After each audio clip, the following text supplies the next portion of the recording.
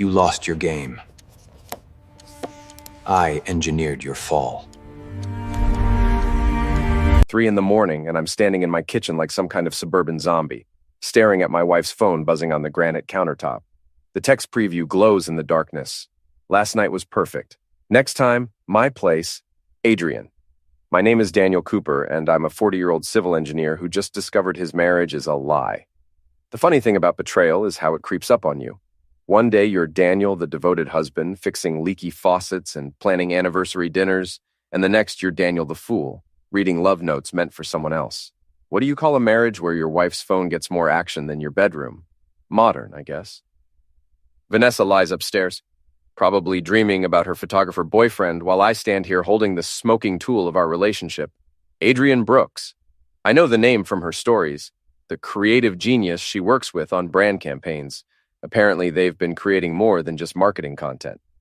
I take a photo of the text with my own phone, then place hers back exactly where she left it. Evidence first, emotions later. That's what 15 years of engineering teaches you. Always check your calculations before you build anything, or tear it down. The house feels different now, like I'm seeing it through new eyes. This townhouse in Portland's trendy old port district, with its exposed brick and industrial fixtures.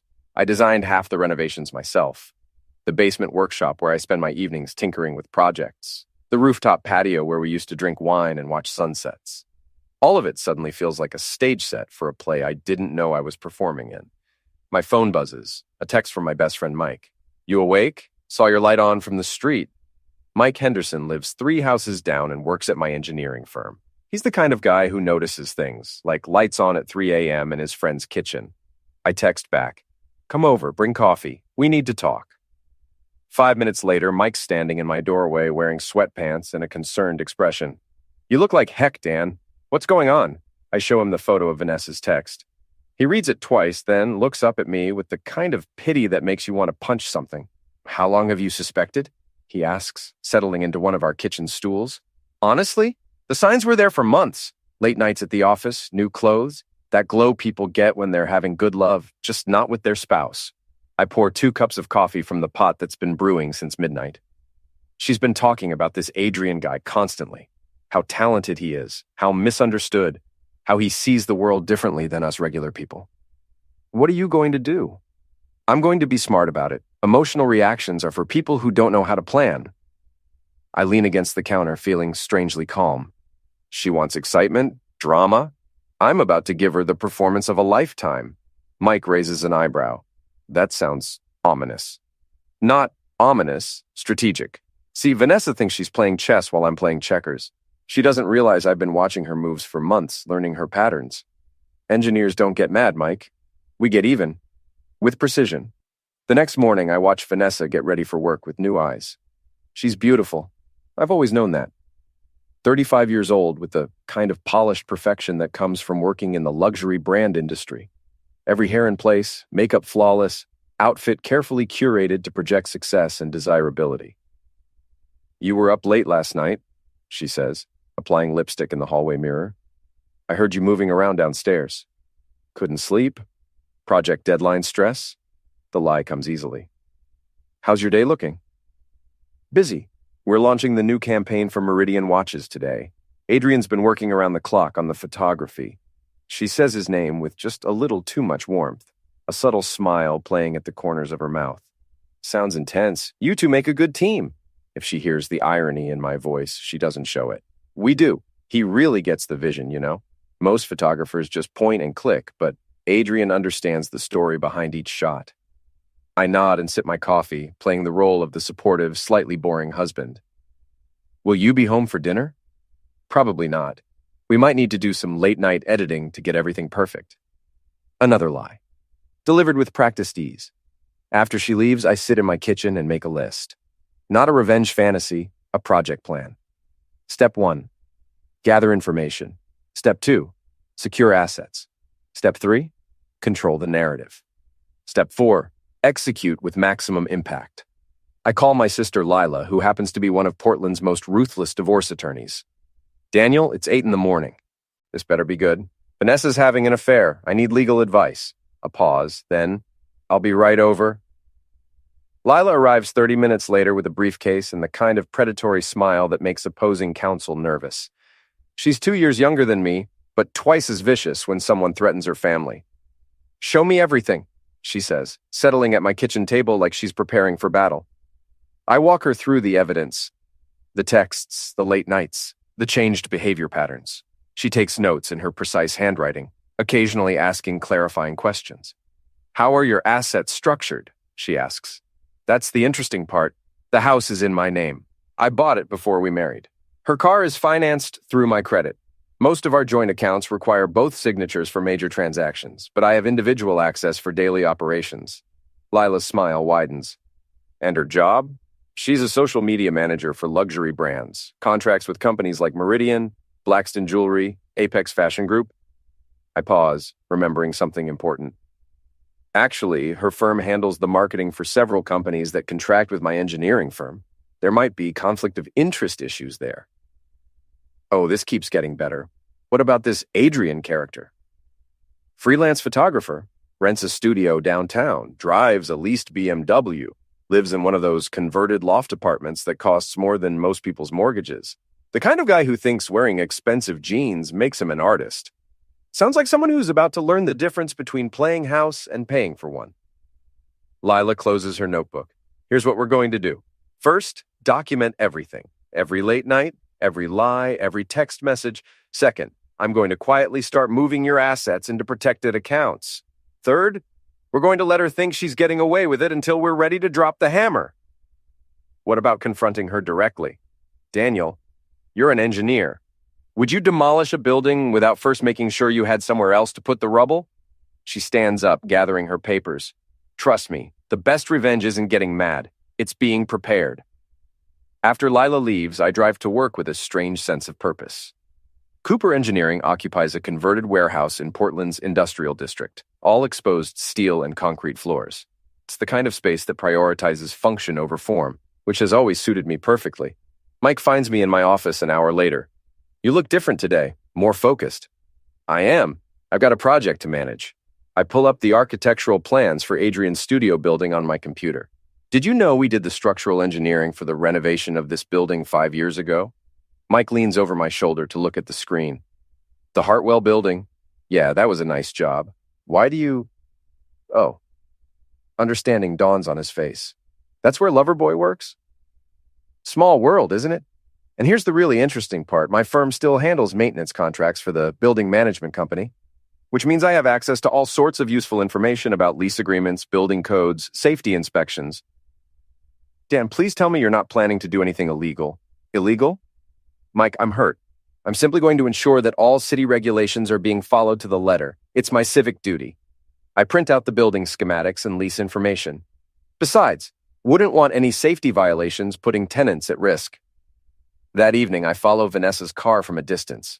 The tracker Mike helped me install that afternoon makes it easy. Just a small magnetic device tucked under her rear bumper, completely legal since the car is registered in my name. She drives straight to Adrian's studio, just as I expected. I park across the street and watch through the large windows as they embrace. Even from this distance, I can see the passion in their body language, the way they touch each other like they can't get enough. It should hurt more than it does. Instead, I feel oddly detached, like I'm conducting a scientific observation. Subject A is betraying Subject B with Subject C. Variables include time, location, and emotional investment. Hypothesis: Subject B's calculated response will yield superior results to an emotional reaction. I take photos with my phone's zoom lens, not for any legal purpose, but because documentation is important in any project. Then I drive home and wait.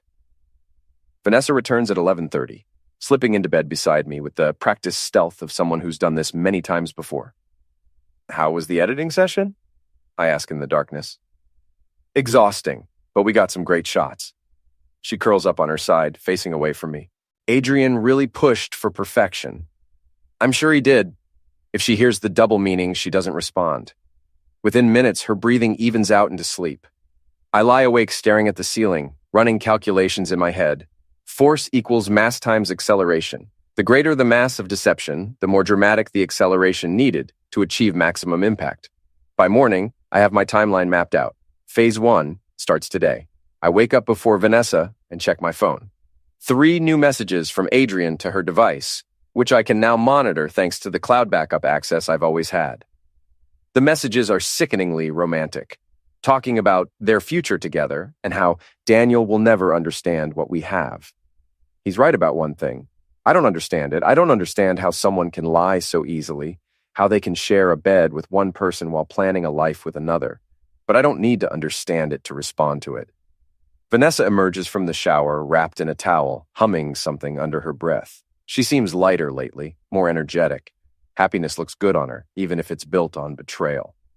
I might be late again tonight, she says, selecting an outfit from her walk-in closet. We're shooting the Blackstone campaign today, and you know how perfectionist Adrian can be. Actually, I don't know. I've never met him. I watch her face in the mirror as she applies makeup. Maybe we should have him over for dinner sometime. I'd like to meet this artistic genius you're always talking about. Her hand freezes for just a moment, mascara wand halfway to her lashes. Oh, he's very busy. Probably wouldn't be interested in domestic stuff. Right. Too creative for suburbia. I finish my coffee and grab my keys.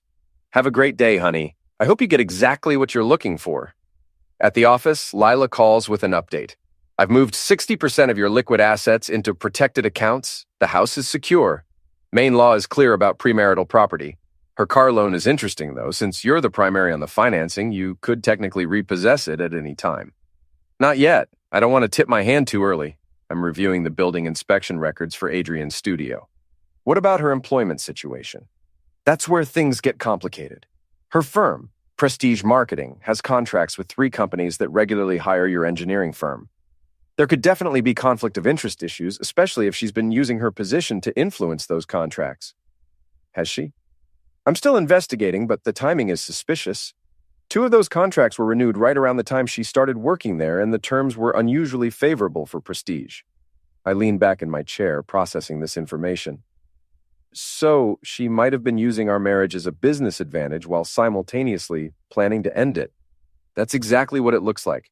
And if I can prove it, her firm could face serious legal consequences. They take ethics violations very seriously in the luxury brand world. After hanging up with Lila, I call the building management company for Adrian's studio. I've worked with them before on various projects, so when I express concern about potential code violations in one of their properties, they listen. I was driving by the Hartwell building yesterday and noticed some concerning activity, I tell the property manager, a woman named Sandra who remembers me from previous projects. Looked like they might be exceeding occupancy limits for commercial photography shoots. You know how strict the fire department is about that stuff? Which unit are you talking about? Studio 4B. I'd hate to see anyone get in trouble, but safety has to come first. Sandra promises to send an inspector by within the week. It's a small move, but in chess, sometimes the smallest pieces make the biggest difference. That afternoon, I decide to take a more direct approach. I drive to Adrian's studio during what I know is his lunch break and introduce myself. The Hartwell building is exactly the kind of trendy converted warehouse that attracts creative types with more style than substance. Adrian's studio occupies the 4th floor, with floor-to-ceiling windows and polished concrete floors. I find him setting up equipment for an afternoon shoot, wearing the uniform of the artistically pretentious black jeans, vintage band t-shirt, and boots that probably cost more than most people's rent. Adrian Brooks? I extend my hand with my most genuine smile. I'm Daniel Cooper, Vanessa's husband. The color drains from his face, but to his credit, he recovers quickly. Oh, hey, Vanessa's mentioned you. Nice to finally meet you. Likewise, I've heard so much about your work. She says you're incredibly talented. I look around the studio, taking in the expensive equipment, the carefully arranged lighting setups. This is quite a setup you have here. Thanks. I've been building it for about 3 years now. He's trying to act casual, but I can see the tension in his shoulders, the way his eyes keep darting toward the door. Must be expensive maintaining a space like this in the old port. What's rent run on a place like this? 4,000? 5? Something like that. He's definitely uncomfortable now, probably wondering if this is some kind of confrontation. Well, I don't want to keep you from your work, just wanted to put a face to the name, you know? Vanessa speaks so highly of you. I pause at the door, as if something just occurred to me. Oh, and Adrian, you might want to double-check your building codes. I noticed some potential safety issues on my way up. Wouldn't want anything to interfere with your business. I leave him standing there, confusion and worry written across his face. Sometimes the most effective intimidation is the kind that leaves people guessing. That evening, I'm in my basement workshop when Vanessa comes home. She finds me there an hour later, working on a custom bookshelf for our living room. "You're home early," I observe, not looking up from my measurements. The chute wrapped faster than expected. She perches on my workbench, watching me work. "You know, Adrian mentioned something strange today. He said you stopped by his studio." I continue marking my cuts, keeping my voice neutral. "I was in the neighborhood, thought I'd introduce myself. Seemed rude not to, considering how much time you two spend together." "What did you think of him?" Now I do look up, meeting her eyes directly. "Exactly what I expected. Very artistic. The kind of guy who probably thinks regular people like me don't understand his vision." "Daniel, he's not like that. He's actually very down to earth." "I'm sure he is, especially when he's lying down." The words slip out before I can stop them, but I keep my expression neutral, as if I'm talking about his sleeping habits. Vanessa's eyes narrow. "What's that supposed to mean?" "Nothing. Just that creative types often do their best thinking horizontally. You know, lying on couches, staring at ceilings, waiting for inspiration to strike." I return to my measurements. "Must be nice, having a job where you can be so flexible." She studies my face for a long moment, trying to read between the lines. "You've been acting strange lately, different." "Have I? I feel exactly the same. Maybe you're just noticing things you didn't pay attention to before." I set down my pencil and look at her directly. "People change, Vanessa. Sometimes they grow apart. Sometimes they discover they want different things." "What are you saying?" "I'm saying that marriage is like any other structure. It's only as strong as its foundation, and if that foundation develops cracks..." I shrug. "Well, eventually the whole thing comes down." She slides off the workbench, suddenly looking uncertain. "Daniel, if there's something you want to talk about..." "Is there something you want to talk about?" I counter. "Because I'm here. I'm always here. The question is whether you want to be..." For a moment, I think she might confess everything. Her mouth opens and I can see the words forming. But then her phone buzzes with a text and the moment passes. "I should get dinner started," she says instead, heading back upstairs. I listen to her footsteps on the stairs, then check my own phone. A text from Mike. "Building inspector is scheduled for tomorrow at 2 p.m. Sandra says thanks for the heads up. Phase 1 is proceeding exactly as planned." The next morning brings the first crack in Vanessa's carefully constructed facade. I'm in the kitchen making coffee when she comes downstairs, phone pressed to her ear and panic in her voice. "What do you mean there's a problem with the contract?" She notices me listening and moves toward the living room, but I can still hear every word. "No, I specifically told you the Meridian renewal was locked in. Well, find out what changed." She ends the call and returns to the kitchen, trying to compose herself. "Everything okay?" I ask, though I already know the answer. "Just work stuff. Some confusion about a contract renewal." She pours coffee with shaking hands. "Nothing I can't handle." What she doesn't know is that I spent yesterday afternoon having a very interesting conversation with James Morrison, the CEO of Meridian Watches. We've worked together on several projects over the years. My firm designed the structural systems for their new headquarters. When I casually mentioned that I'd heard some concerning rumors about conflicts of interest in their marketing partnerships, James took it very seriously. "You know how important reputation is in the luxury market," he told me. "We can't afford even the appearance of impropriety." By the time Vanessa leaves for work, I can see the stress lines around her eyes. She's starting to realize that her carefully balanced world might not be as stable as she thought. At noon, I drive to the Hartwell building and park across the street. At exactly 2 o'clock, I watch a city inspector enter the building. 20 minutes later, Adrian comes storming out onto the sidewalk, phone pressed to his ear. "This is BS, Sandra!" he's shouting. "I've been here 3 years without a single violation, and now suddenly I'm exceeding occupancy limits? Who complained?" I can't hear Sandra's response, but I can see Adrian's face getting redder. He paces back and forth on the sidewalk, gesturing wildly. "A concerned citizen? What the heck does that mean?" More pacing. "Fine, but I have a shoot scheduled for tomorrow that I cannot reschedule. These are major clients, Sandra. If I have to cancel..." The call ends abruptly. Adrian stares at his phone for a moment, then kicks a trash can so hard it tips over. Very artistic, very creative, very satisfying to watch. That evening, Vanessa comes home looking like she's been through a war. Her usually perfect hair is disheveled, her makeup smudged. She drops her purse by the door and slumps onto the couch. "Rough day?" I ask, settling beside her with 2 glasses of wine. "The worst. 3 different clients are suddenly questioning their contracts. Adrian's studio got hit with some ridiculous building violation, and my boss is asking questions about conflict of interest policies." She takes a large gulp of wine. It's like everything's falling apart at once. "That's terrible. What kind of building violation? Occupancy limits or something? They're saying he can't have more than 6 people in the studio at once, which makes group shoots almost impossible." She rubs her temples. "He thinks someone reported him out of spite." "Who would do something like that?" "Could be anyone. You know how competitive the photography world is. Probably some jealous rival trying to sabotage his business." I nod sympathetically while mentally noting that Adrian's paranoia is exactly where I want it. People make mistakes when they're looking over their shoulders. What about the contract issues? That sounds more serious. Vanessa's face tightens. Some B's about ethical guidelines and potential conflicts of interest. Like anyone in this industry doesn't have overlapping relationships. It's how business works. But there aren't any actual conflicts, right? I mean, your firm wouldn't risk their reputation over something like that. She doesn't answer immediately, which tells me everything I need to know. "Vanessa? It's complicated, Daniel. The luxury brand world is all about relationships and connections. Sometimes the lines get a little blurry. How blurry are we talking?" She stands up abruptly, wineglass in hand. "I don't want to talk about work anymore. This whole day has been a nightmare, and I just want to forget about it. But I'm not ready to let it go. If there's a real problem, maybe I can help. I know some of those CEOs personally. James Morrison from Meridian, Patricia Chen from Blackstone. You know James Morrison?" The surprise in her voice confirms my suspicion. "We've worked together for years. Good guy, very ethical, very by the book. Why? No reason, just didn't realize you moved in those circles. There's a lot you don't realize about me lately." I stand up and move closer to her.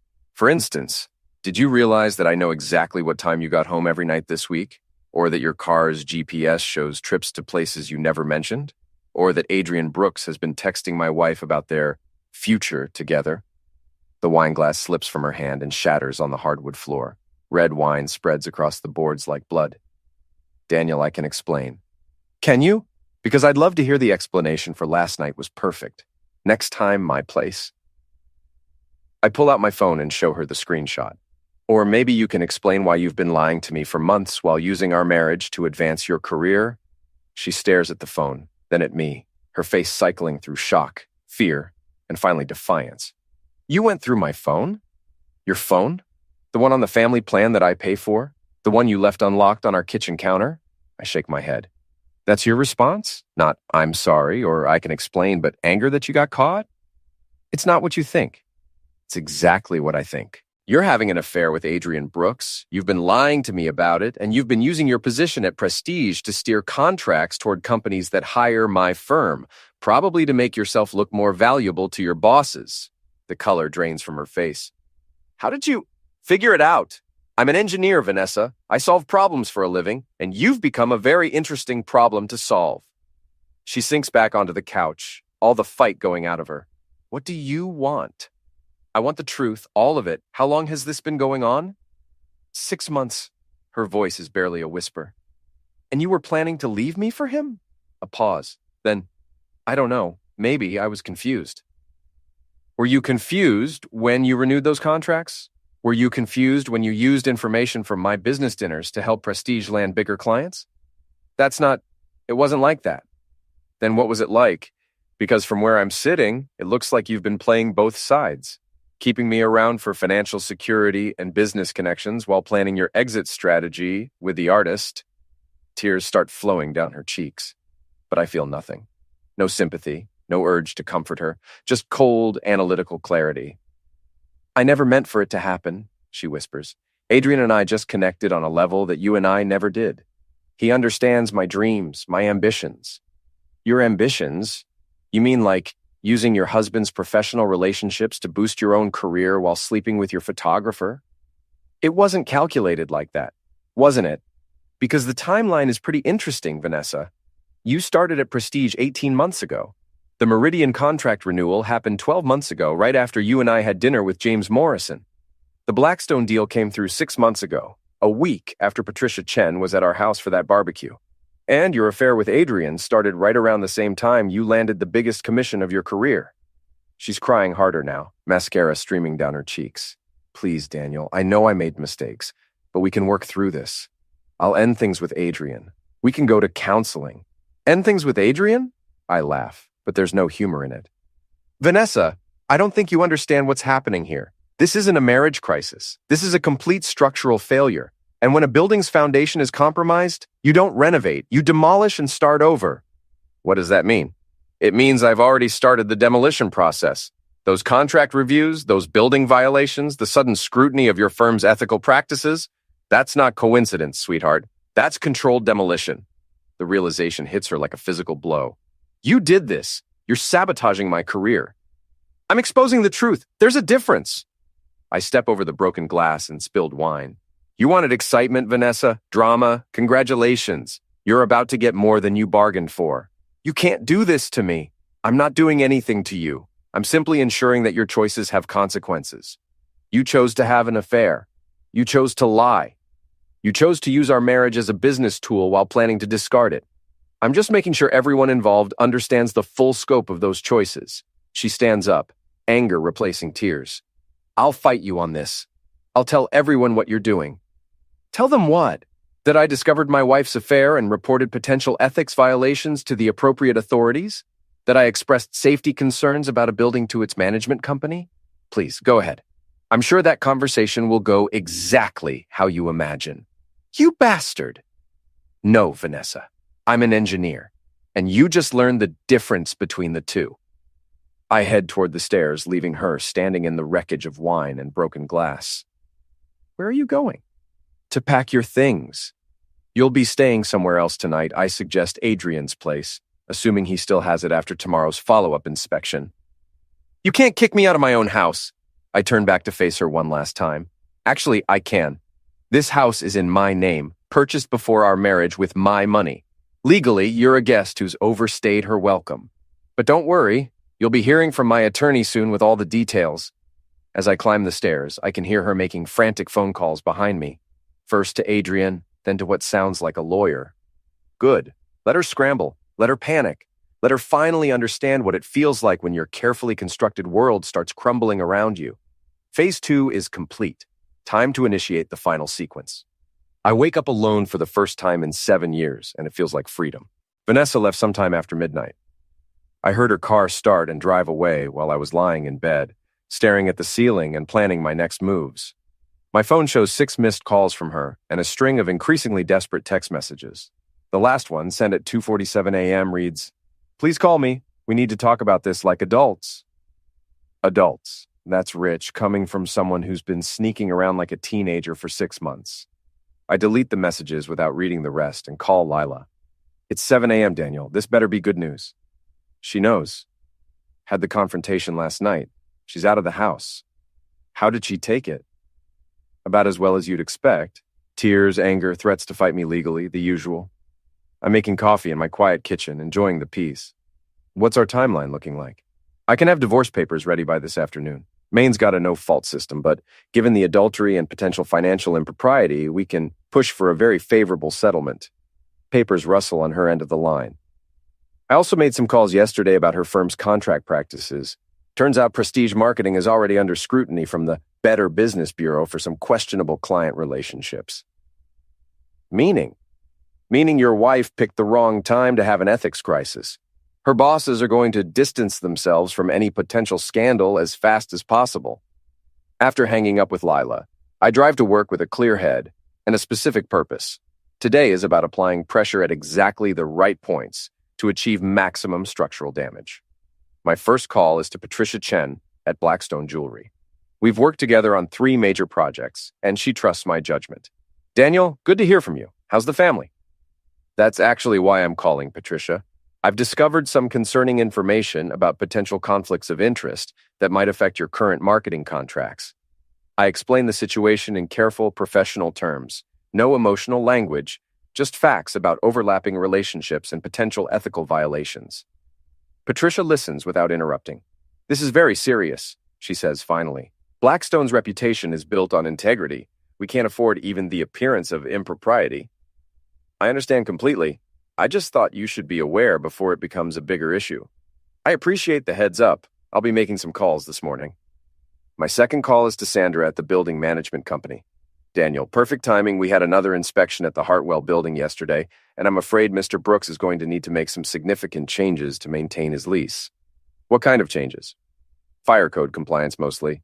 His current setup exceeds safe occupancy limits for his space classification. He'll need to either reduce his equipment footprint by about 40% or upgrade to a larger unit. She pauses. Unfortunately, we don't have any larger units available, and the waiting list for similar spaces downtown is about 18 months.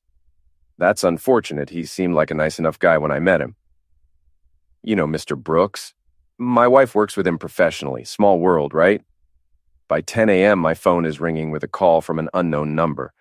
I let it go to voicemail, then listen to Adrian Brooks' increasingly frantic message. This is Adrian. I don't know what game you're playing, but you need to stop. My business is being destroyed by these BS violations, and I know you're behind it. Call me back or I'm coming to find you. Interesting. Threatening behavior on a recorded line. I save the message and forward it to Lila with a note.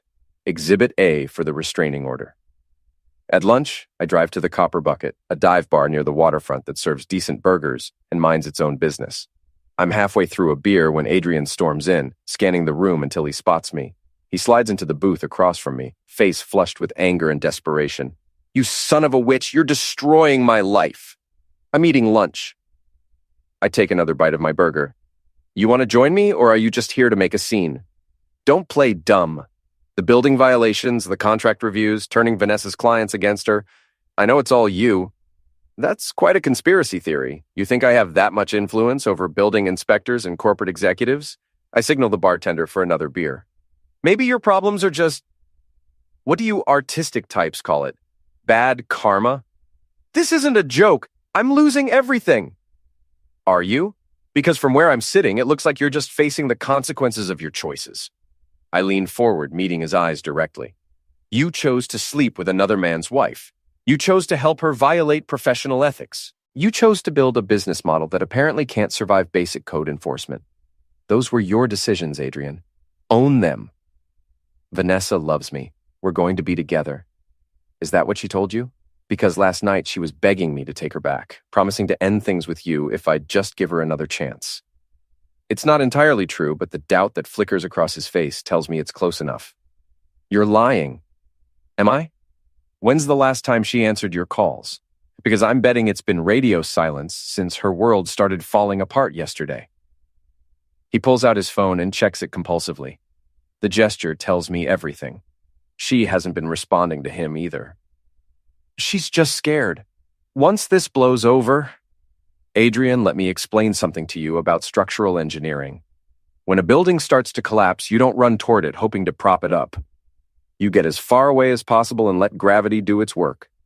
I finish my beer and stand up. Vanessa's career is collapsing. Her marriage is over. Her reputation in this industry is finished. You can choose to go down with her, or you can cut your losses and find a new city to play artist in. I'm not going anywhere. That's your choice, but I should mention that threatening voicemails are considered harassment in Maine. Keep calling me, and you'll be dealing with more than just building code violations. I leave him sitting in the booth, staring at his phone, and probably wondering how his romantic adventure turned into a disaster movie. That afternoon, Lila calls with updates. Blackstone terminated their contract with Prestige this morning. Meridian is conducting a full review of their relationship with the firm. And here's the best part. Vanessa's boss called her in for a meeting at 4 o'clock today. Damage control? More like damage assessment. From what I'm hearing, Prestige is going to offer her up as a scapegoat to protect their other client relationships. She'll be lucky if she's not facing a lawsuit for breach of fiduciary duty. And Adrian? His lease is being terminated at the end of the month. Apparently, the building management company decided he's too much of a liability. Something about repeated violations and potential safety issues. I lean back in my office chair, watching the late afternoon sun stream through my windows. Everything is proceeding exactly according to plan. What about the divorce papers? Ready for your signature. I'm recommending we offer her a minimal settlement. She keeps her personal belongings and her car. You keep everything else. Given the circumstances, she'll be lucky to get that much. And if she fights it, then we go to court and air all of this publicly. Her affair, the ethics violations, the potential fraud charges. Trust me, she won't fight it. At 5:30, my phone rings. Vanessa's name appears on the screen. I let it ring 4 times before answering. Hello, Vanessa. Daniel, please, I need to see you. Everything is falling apart. Her voice is raw, desperate. I heard about your meeting today. How did that go? They fired me. They actually fired me for conduct detrimental to the firm's reputation. 24 hours ago, I was their top performer, and now I'm a liability. That's unfortunate. Unfortunate, Daniel, my career is over. No one in this industry will touch me now, and Adrian won't even return my calls. Maybe he's busy looking for a new studio. I heard his lease got terminated. A long pause. Then, you did this. All of it. I exposed the truth. There's a difference. Please, I know I hurt you, but this is destroying my entire life. Can't we find some way to work this out? Actually, yes. My attorney will be serving you with divorce papers tomorrow morning. Sign them, and this ends quietly. Fight them, and everything becomes public record. Divorce papers? Did you think we were going to couples counseling? Vanessa, you cheated on me for 6 months while using our marriage to commit what amounts to professional fraud. This marriage is over. The only question is whether it ends quietly or with maximum public humiliation. I won't sign them. That's your choice. But consider this. Right now, you're just a disgraced marketing executive who made some poor personal choices. Fight me in court, and you become the woman who destroyed her marriage and her career for a photographer who's about to skip town. Which version of that story do you think plays better in the local media? Another long pause. When she speaks again, her voice is barely a whisper. What happened to you? You used to be kind, compassionate. I used to trust my wife. Things change.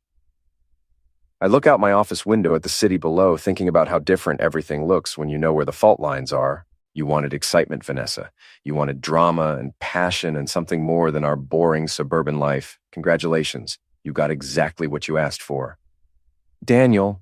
Goodbye, Vanessa. Enjoy your new life. I hang up and turn off my phone. Tomorrow's going to be a very interesting day. The divorce papers are served at 9 a.m. sharp, while Vanessa is having coffee at a downtown cafe with Adrian. I know this because I'm sitting 3 tables away, watching the process server approach their table with a manila envelope and a professional smile. Vanessa's face goes through a remarkable transformation as she reads the documents. Confusion, shock, and finally a kind of defeated acceptance. Adrian tries to read over her shoulder, but she pulls the papers away, shaking her head. Their conversation becomes heated. I can't hear the words, but the body language is clear. He's pushing for something, she's resisting, and both of them are starting to realize that their romantic adventure has turned into a financial and professional disaster. Adrian storms out first, leaving Vanessa sitting alone with her coffee and her divorce papers. She looks smaller somehow, diminished. For a moment, I almost feel sorry for her. Then I remember the months of lies, the calculated betrayal, and the feeling passes. My phone buzzes with a text from Mike. Package delivered, phase 3 complete. I finish my own coffee and head to the office, where Lila is waiting with updates. She has 72 hours to respond to the papers. Her attorney called this morning trying to negotiate, but there's really nothing to negotiate. She has no leverage. What about Adrian? Interesting development there. Turns out Mr. Brooks has been having some financial difficulties for months. His equipment is all leased, his apartment rent is 3 months behind, and he's been using client deposits to cover operating expenses. Lila grins. In other words, your wife picked a real winner. So he's broke? Worse than broke. He's facing potential fraud charges if any of his clients decide to press the issue. My guess is he'll be leaving town soon, probably in the middle of the night. I spend the morning handling actual work. Reviewing structural plans, meeting with clients, doing the job I've been doing successfully for 15 years, while my wife was playing house with a con artist photographer. It feels good to focus on problems with clear solutions, projects that follow predictable engineering principles. At lunch, Mike stops by my office with sandwiches and gossip. Heard from Sandra this morning. Brooks cleaned out his studio last night, left the keys with security and disappeared. Apparently, he owed 2 months' rent and left behind about $20,000 worth of leased equipment. What about his clients? That's the best part. 3 different couples are looking for him about wedding deposits that mysteriously vanished. One of them hired a private investigator. I unwrapped my sandwich, considering this information. So Vanessa's knight in shining armor turned out to be a fraud who abandoned her the moment things got difficult. Pretty much.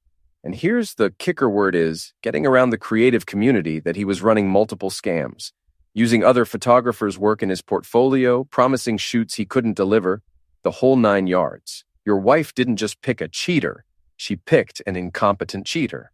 That afternoon, I get a call from an unexpected source, James Morrison, from Meridian Watches. Daniel, I wanted to thank you for bringing those contract issues to my attention.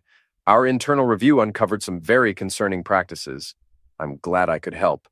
It turns out your wife's firm was inflating their invoices by routing payments through a subsidiary company that she had a financial interest in. We're talking about potential fraud charges. This is news to me. I knew about the ethics violations, but actual financial fraud is a whole different level of legal trouble.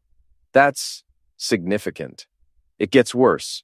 The subsidiary was co-owned with Adrian Brooks, who apparently used his share of the inflated payments to cover personal debts.